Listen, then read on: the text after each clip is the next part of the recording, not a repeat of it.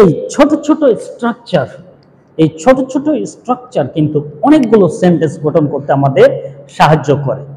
আমরা অনেক সময় চিন্তা করি এই ছোট বিষয় দিয়ে কি হবে, কিন্তু মনে রাখতে হবে ছোট ছোট বালিকণা এক কি মরুভূমিতে পরিণত করতে পারে, বা বিন্দু বিন্দু পানি এক সমুদ্র হয়ে যায়।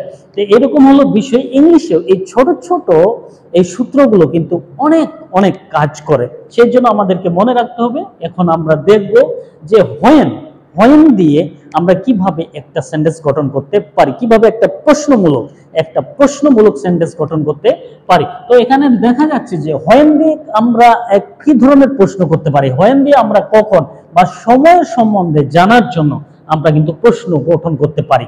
তো এখানে উদাহরণস্বরূপ এখানে দেওয়া হয়েছে এবং স্ট্রাকচার এখানে দেওয়া হচ্ছে। স্ট্রাকচার যেমন when plus do plus subject plus verb plus extension দিয়ে প্লাস প্রশ্ন চিহ্ন দিতে হবে। তো এখানে দেখি উদাহরণ, when do we go to school, এরকম আমরা দিতে পারি। When do we go to school, কখন আমরা স্কুলে যাই, এটা সময়ের কথা বলছে যে কখন আমরা স্কুলে যাই। When do you go to school, তুমি কখন স্কুলে যাও। When do they go to school, তারা কখন স্কুলে যায়।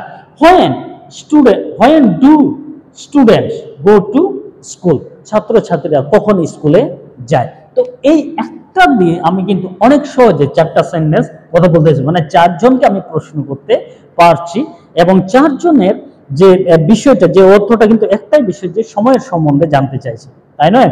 তাহলে when do we go to school, আমরা কখন স্কুলে যাই, বা when do you go to school, তুমি কখন স্কুলে যাও। When do they go to school, তারা কখন স্কুলে যায়। When do student go to school, ছাত্রছাত্রীরা কখন স্কুলে যায়। যদি আমরা এইরকম এই ছোট ছোট জিনিস দিয়ে একটা কোনো কিছু এখানে পরিবর্তন নেই, জাস্ট এখানে সাবজেক্ট পরিবর্তন হয়েছে, মানে আমরা তো অনেক কজনকে প্রশ্ন করতে পারি, বিভিন্ন মানুষকে প্রশ্ন করতে পারি, সেই জন্য সাবজেক্ট ভিন্ন, কিন্তু বাকি যেগুলো এইদিকে দেখা যাচ্ছে একই রয়েছে, এইদিকে এখানে চারটা সাবজেক্ট রয়েছে।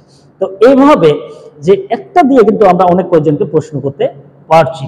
তো বন্ধুগণ, এভাবে যদি আমরা প্র্যাকটিস করি, দেখা যাচ্ছে যে আমরা অনেকগুলো সেন্টেন্স কিন্তু অনেক সহজে শিখতে পারবো। তো আশা করি অনেক সহজই হবে, এবং কন্টিনিউলি আমরা যতগুলো এরকম সূত্র রয়েছে, যতগুলো এরকম জিনিস রয়েছে, স্ট্রাকচার স্বরূপ যেগুলো প্রয়োজন রয়েছে, সেগুলো যদি আমরা প্র্যাকটিস করি তো অনেক সহজে শিখতে পারবো।